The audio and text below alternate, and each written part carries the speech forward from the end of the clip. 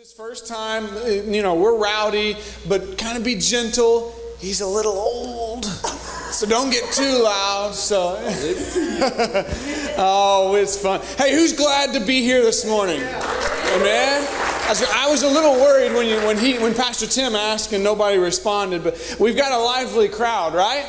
Amen. All right. Hey, we're ready to hear from the Word of God. Amen. Jesus is here. Anybody? Yeah. Amen. That's right. All right. Hey, I love worship. Anybody love worship? Can we give our worship team a round of applause for serving and doing what they do best? I know those songs just aren't picked out of the hat and like, oh, this looks good. Let's sing this today. They're prayerfully and thought through, and so I appreciate them so much. I'm excited to be here today. This is my first time at preaching. Probably some of you have heard on a Sunday here at Stockton. So, well, I guess second time today, but today is the first. So, thank you for allowing me to be here. Thank you, Pastor Tim, for that warm, heartfelt welcome, and thanks to Pastor Bo and Megan for all that they do for us. And who's glad to be a part of the Hill? Man, this church is a life-changing church. It's a life-giving church. It's a church that opens the doors to all kinds and various ages and groups and ethnics and situations and life. And so I'm very thankful for the Hill. I went on a thankful spree the other day. I'll spare you from that. But I'm thankful for the Hill. I love the Hill. I love this family. You are our family, and we appreciate you so much. We're going to talk about, anybody know a character in the Bible today? His name is Moses. Anybody ever heard of him before? Yeah, he's been around a little bit, right? Like some of the probably most famous story in the Bible about the Red Sea involves him, and we're going to read through just a portion really quick in Exodus, and then we will pick up, and I'll try to give you some background after we get done reading. So this is chapter 3, verse 13 and 14, and it says, "Then Moses said to God, 'If I come to the people of Israel and say to them, the God of your fathers has sent me to you, and they ask me, what is his name? What shall I say to them?' God said to Moses, 'I am who I am.' And he said, 'Say this to the people of Israel, I am has sent me to you.'" Now we're in verse 4. We're going to pick up in the first verse, or chapter 4, verse 1. "Then Moses answered, 'But behold, they will not believe me or listen to my voice, for they will say, the Lord did not appear to you.' The Lord said to him, 'What is in your hand?' He said, 'Well, God, looks like a staff to me.' And he says, 'Throw it on the ground.' And he threw it on the ground, and it became a serpent. It became a snake, and Moses ran from it. I would be running and screaming like a little girl the other direction, except Moses came back, and I would still be going the other, like as far as I could go away from the snake. But the Lord said to Moses, 'Put out your hand and catch it by the tail.'" That's where the line stops. That's it. Nope, I'm good. But Moses says, "Okay." He reached down, grabbed the snake, pulls it up, and I love the fact that he had to reach down because, like me, I might have missed that blessing because I would be 6 miles the other direction. And "Hey, Clinton, I need you to come."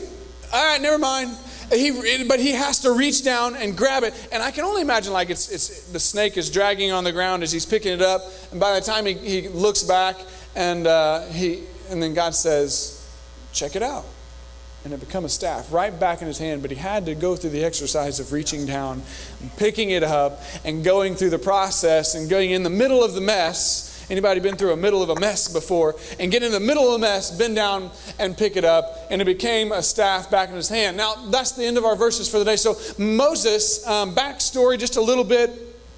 He has went through some great things in his life. So at the time, in this time, so Moses, when he was being born, Pharaoh had ordered that only people that are allowed to live are the female babies of the Israelites, and all the males had to be killed at birth. But midwives decided not to listen. They decided they knew a little bit better, and that they knew the God that they served, and they were fearful of him. And so they decided that they would just lie to Pharaoh, and we didn't quite make it in time, and the baby was born anyway. ways. And those wives, they're just, and so Pharaoh eventually hears about this, and then he says, all right, fine. Why didn't you listen? This is a bad deal now. So now they gather all the males, threw them into the Nile, and they all died, with the exception of Moses. And his mother, it says, hid him as long as possible. So literally, she hid him everywhere that she had to go, in her house. And finally, one day, that was it. She couldn't hide no more. And so Pharaoh was still on the search for all these male babies. And so she takes him and she puts him in a basket. Now I'm no boat maker or decide what floats and what don't. But baskets just don't seem like something that would be awesome at floating and making it down a river and not turning over. And I don't know, he wasn't very old. I'm sure he probably didn't know how to swim. So to me, it makes me nervous when my 5-year-old daughter has floaties on in the pool and she's running and jumping, and I have to just walk away because I'm like, let's go play in your room in a bubble so that you're always safe. And so he sends him down the river. And then just down the river, I would imagine, happens to be Pharaoh's daughter. And she sees this basket and the baby is crying, and she picks him up and she hands him to her servant and says, go find one of the moms to nurse and take care of this baby. Little did they know that they were going right down the road to Moses' mom, and gets back into her care. That's amazing. You know, how good is God? Like, not only did he survive the basket ride, not only did he make it through the river without tipping over, but he lands into the hands of the one person, the only person that was able to pick him up and save him in the whole land. Like that's incredible. And then she takes and hands him off, and then he ends up back into the hands of the one person that God created to raise him. Yeah. That's crazy. And so his blessings just continue. Not only does he's raised in the palace, like Pharaoh has everything that he could possibly want. All the riches, all the clothes, all the food, all the extra stuff, all the fun stuff. So not only did he have what he needed, but he had what he wanted. And God just blessed him because of the situation. Until one day, so he still had the heart of God's chosen people. He still had the heart of just knowing what's right and what's wrong. He still had the heart of choosing the good thing versus the bad thing. And so he sees these two. He sees this Egyptian being mean to an Israelite, and later he decides that no one is around, and he decides to kill him. and I told this story this morning, and it's about my wife. She's not here, so we can tell it however we want. And none of you guys will ever say anything. And so we were youth pastors, and she always, she's super competitive, and it's super annoying sometimes because I'm super competitive, and we both can't win, and generally I win, just saying. And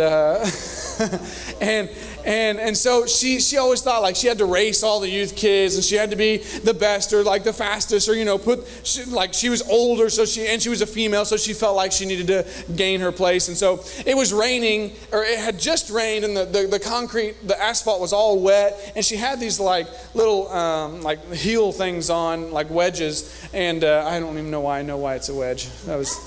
Let's cut that from the reel.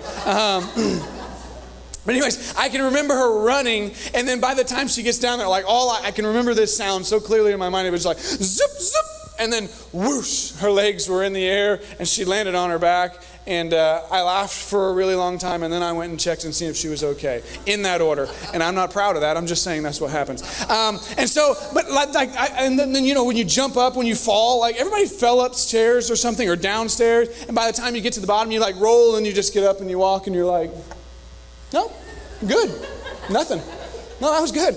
And that's what Moses thought. Moses thought he was going to knock this guy off and then get away with it. But little did he know, the next morning when he gets up and two Israelites are arguing and fighting, and he goes up to him to solve the problem. And one of them basically says, oh, you're going to knock us off like you did the guy last night?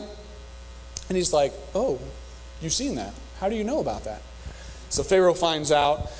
and tries to kill him, sends people to get rid of him. Moses flees. Now get this is the crazy part. He goes to a town where he feels like he's alone, and he's back, and there's people around him and stuff around him, and he feels like he can just live his life over here in the corner, and like he can be safe, and nothing is going to happen over here, and it's going to be just perfect, and I can live my life, and nobody's going to try to hunt me down and kill me here.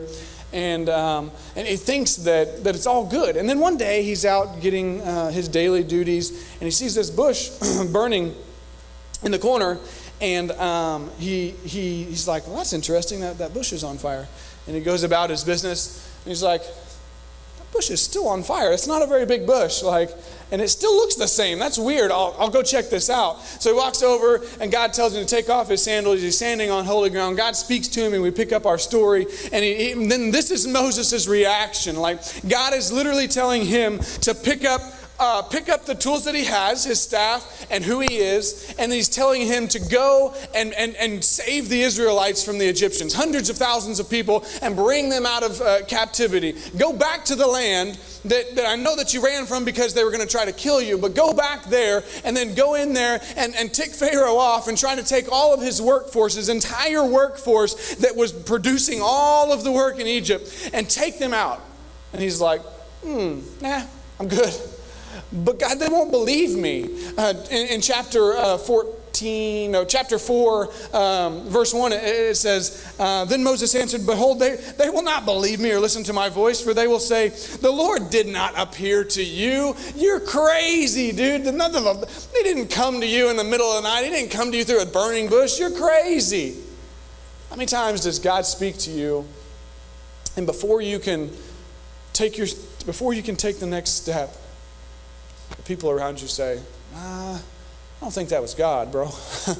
I don't think that was really him. I think that you're crazy. I think you need to reevaluate. And so instead of taking the step of what God has called you to do, we end up going the other direction because we are so influenced by the people that are around us that we lose sight of what God wants to do in us because we're so concerned with what I can't do, what is impossible to me, what seems like the most craziest thing to me, what seems like the thing that is most scary and everything in my life, like picking up a snake, what seems to be the most scary thing, like going and apologizing to my wife or my husband and rebuilding and watch God rebuild my marriage. Like the scariest thing might be that I give up my addiction, because then what? What happens after that? What happens the next time that I desire something? I'll just fall back in. It's the what if that keeps us right where we like it, right where we feel comfortable. So here's the thing about God blessed Moses from birth, right? He's like, check it out. I'm not going to kill you. I'm going to save your life. And then your mom's going to hide you, and it's all going to be good. And then I'm going to send you down a river, and then, but you're going to make it there because I'm God.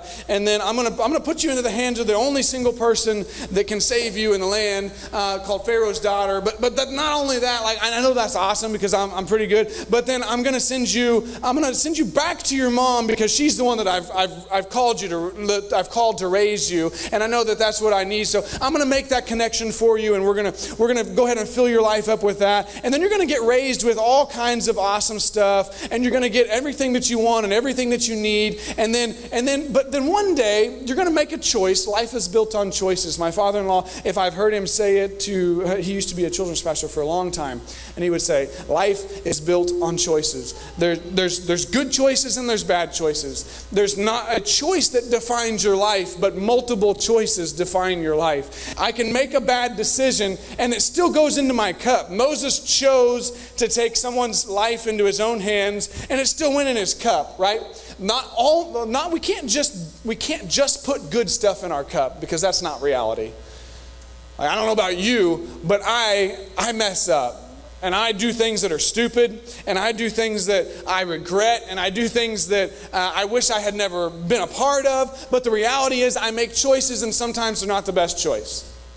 But what I do with that choice dictates my future. So I can stick with that choice And I can run and hide and live with that decision that I made forever and think that I'm just going to survive and live my life in my corner. And I'm going to, but the thing is, that choice that he made, that bad choice that he made, the miserable, he went from the top to the bottom, y'all. He didn't go from the palace just over to the next palace. He went from everything to nothing, to taking care of animals, to trying to survive. But in the middle of all of his mess, in the middle of all that, the solitude, desolate place is where God met him.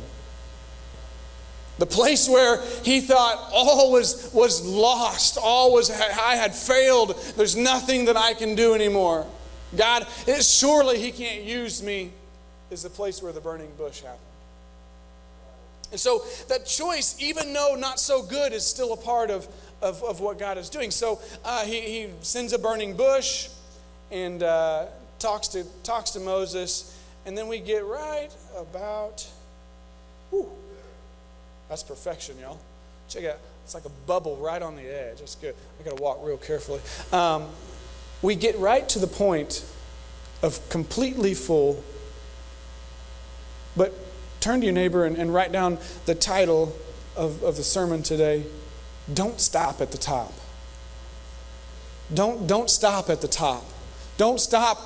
See, life is so full of chaos sometimes, and I'm busy and you're busy and we're all busy. And sometimes this is exactly where we want to live our life, right here.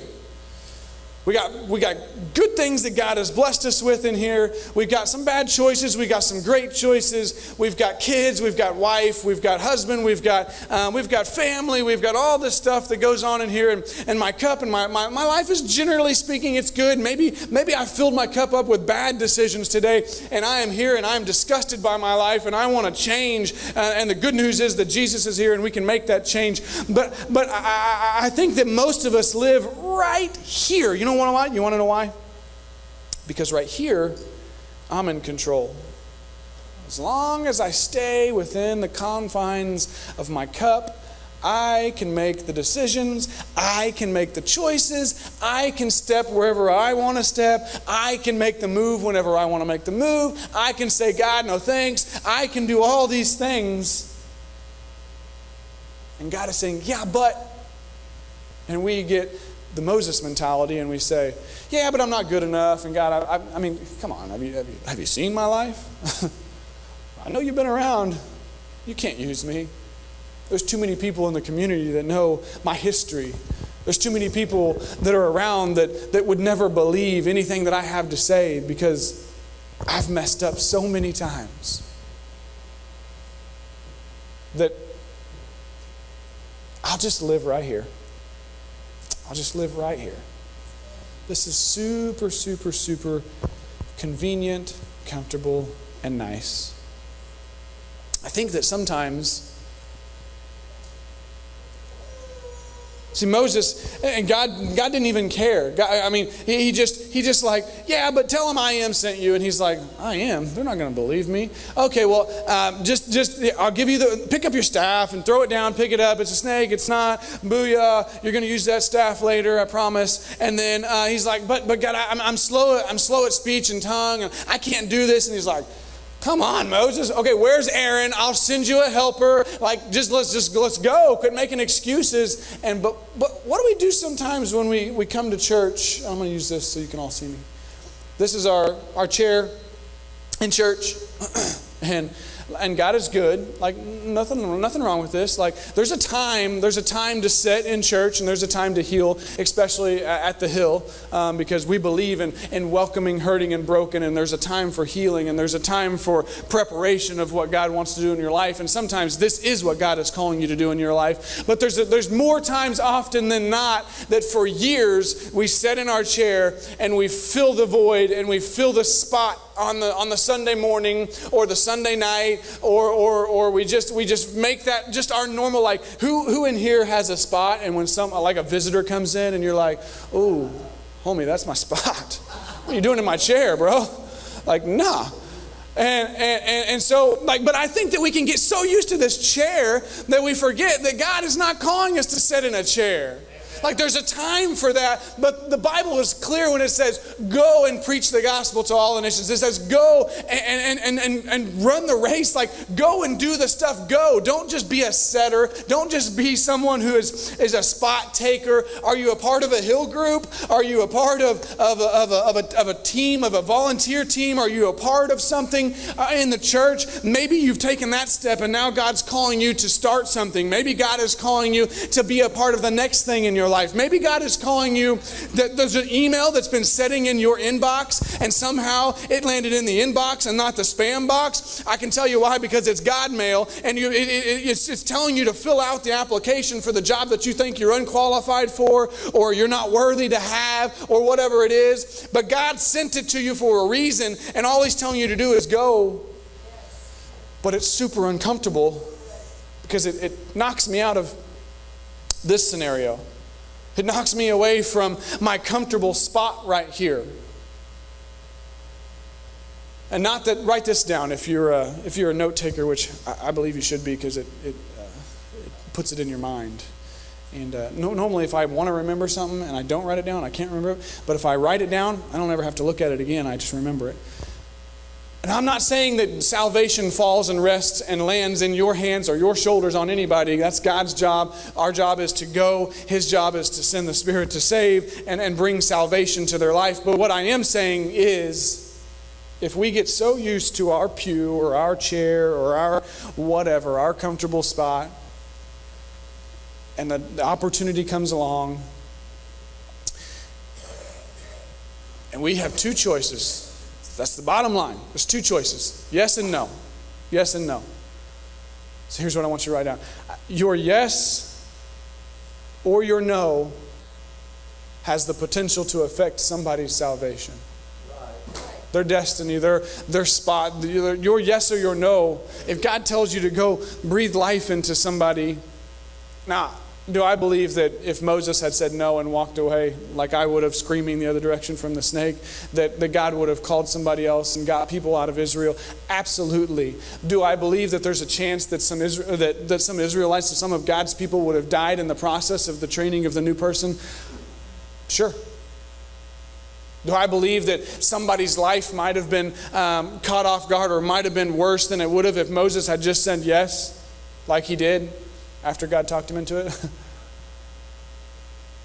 Don't let your decision of no be a regret later in life. I don't want my life to be filled full of regrets at the end of my day. You know, there's so many things that when you get older and you're like, you're 30, shut up. When you get older, you look back on and you're like, man, I could have done that differently, or I should have said yes, or I should have done X, Y, and Z. But I stopped right at the top. Right at the top. And so Moses finally says, okay, God, I'll go. Me and Aaron will tackle it, and it'll be awesome, and it'll be fun. So he goes, and then what happens? Just a little, he just says, okay, sure, I'll go.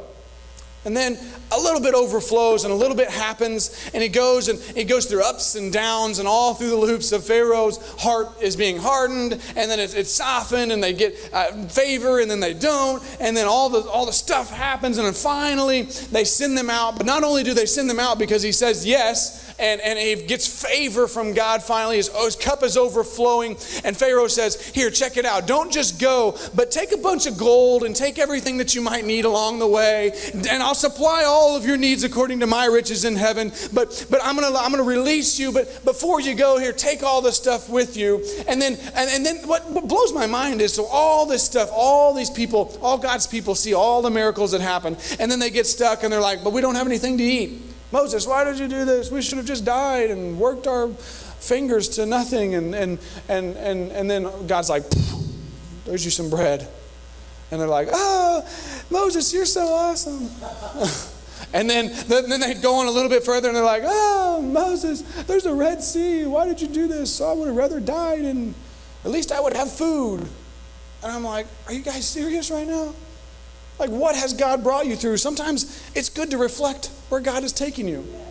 Like, look back 10 years in your life. If you've been a Christian for 20, you know what one of my favorite things to do is go to a hospital and do a visit, because I get to hear the stories. Because when you're in the hospital, you're thinking about your life and you're thinking about the things that have happened in your life. I love to hear and visit people that are older in the hospital, because I get to see and hear the workings of God. Every single story it starts and we take a dip, we say yes, and God blesses, and we move on. Every single time. Like in the middle of the mess, it doesn't feel like it, but sometimes you got to say yes. Sometimes you know what? Sitting on your pew will get you, if you sit there too long, it'll get you a sore bottom. And you get splinters in places that you don't want splinters. Like, you got to say yes sometimes. Sometimes you got to get up and go. Sometimes it takes more than just the sitting in the normal, I get up at Sunday and I go to the second service because I get to sleep in and I like my sleep. And then I go to the service and then I sit down and then I leave and I don't talk to anybody because that's more convenient for me. Check it out. It's not always for you. It's not. The reason that you're coming on some Sunday might not be for you. We were talking on the way over here. Sometimes your decisions in life you don't say yes or no because it affects your life more, because your yes or no affects the people around you more than you even know. So he gets to the Red Sea. He lifts up his staff, and the people are like, "That's funny, Moses. You're a funny guy." And this one time we went to Stockton to the lake when it was really down one time, and it was, when you take all the water off of a body of water, it gets really, really, really super muddy. And like we were playing in mud, like past our knees, and it stinks. And we were rubbing it everywhere and throwing it at each other. And we forgot that we had to get back in the car and go home. And so that was fun. But that's the scenario it should have been when they walked across the Red Sea. Because Moses had the natural. He had his staff in his hand that he picked up. He was always carrying his staff. His staff caused him a little bit of trouble later when he got across the Red Sea. But his staff, he always had it. So Moses, God said, raise your hand. What's that? I can raise my hand. I can do the natural. And as Pastor Bo says, when I do the natural, I raise my staff. God comes in and supplies the supernatural. The Red Sea splits. They don't walk across like 3 feet of mud. They walk across on dry ground, because that's the power of what God has to do in your life when you say, yes, and I will, and I'm willing, and let's go, and I want to. He can dry the ground. He can do the things that don't seem natural or don't seem possible in your mind. But as you say yes, your cup just seems to keep going, and blessings seem to keep flowing, and they never cease to, they just always are existing everywhere you go. And I think that, for me personally, I have lived right here so very much. Band, Sharice, if you could come and help me. I've lived, it's comfortable, right? Like, man, I love to talk, and I love people, and I love all the things that come with just everything that has to do with talking and people and helping but sometimes, and I'm just like, I'm good, man, I'm tired. I'm ready to rest. And God says, no, but it's time to go. I said, well, maybe next time. Maybe not quite this time. I'm just going to, this Sunday, God, I just need to say, this feels good. And most of the time, it's that Sunday when you're like, Caleb spread a bunch of sheetrock mud yesterday, and I asked him this morning he said, if you drop something in front of me, you're going to have to bend down and pick it up because I can't move. Sometimes that's how we come to church, and we feel like, even to lift my hand feels like such a chore. Like I'm exhausted. So much of the time, when we are at the bottom, we've hidden in the city where we think no one can see us. We're trying to disappear. That's when God says, hey, Clinton, I need you to pick that snake up. I need you to go and talk to so-and-so this morning. I know that you're supposed to go somewhere, but I'm going to have to give you a flat tire this morning because the person that's stopping to help you, they really need to hear from me. I know that inconveniences you, and I know that you've had a really bad week, and I know that, man, that is just the last thing that you want to do. But if you're willing, would you just say, sure, God, I'm in. You know, it doesn't make sense. Why do I get a flat tire because someone needs to hear about you? That costs me money. Sometimes it's not about you. Definitely in following God, it's not about you. That's right. It's about your relationship with Him and the willingness to let go of me so that God can flow through me. Don't stop at the top. It's so easy to live my life, and my life can be good. And I get too comfortable, and I say, thanks, God, I'm good. Deuces. Just leave me right here.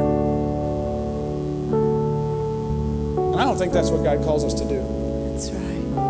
I don't think that God intentionally says, listen, I'm going to save you, and I'm going to send my son Jesus to the cross, and then he's going to die on the cross so that you can live, and so that we can have communion with each other, and that we can have forgiveness and grace and all this stuff. And so then that maybe now in the Western culture that we can have church, and you can come and fill a pew and feel good and get holy goosebumps, and then you can go home and enjoy the Chiefs game. Like, I don't think that that's all that exists. No, I think that we come to church so that we can get fed, and so that we can commune with the family of God, and so that we can go out and we can know how to minister to hurting and broken people. Maybe it means you missed the Chiefs game. Maybe it means that you get stuck and it's raining outside. Maybe on the way home you have a flat tire, and because it's raining outside, someone stops to help you. That might be what it means. But you know what? If it means that I get to live in this mentality, I'm game. I say yes, God, come and fill my cup to overflowing. Any chance that you have, any time that you want, I want to say yes. Any chance that I have to do what you call me to do, I want to say yes. There's only two choices,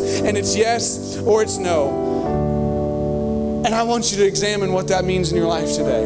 There's two choices, yes or no. When you meet Jesus at the foot of the cross and you say, I'm in, I'm following you, I'll do whatever, and you're on fire that first day, if you either say yes, and that means you're in to follow, and that means you're in to go, or you say no, just stay where you are and you try to figure it out on your own, which if you've ever tried to do on your own, it don't work. It always ends back and, man, God, what are you doing? And He's saying, well, I'm trying to help you out, but you keep telling me no. So as we close in a song, Maybe you're not used to standing, or maybe you don't lift your hands, or maybe anything, and whatever it is, I want you to examine your yes and your no right now, and I want you to think about whether it means today physically doing something, or maybe it means when I walk out of here, I'm just committing to say, yes, God, I want to overflow. I want all that you have. I don't want to stop in my comfortableness. I don't want to stop in my brokenness, but God, I want to walk through my brokenness into what you have for me. Would you examine your yes and your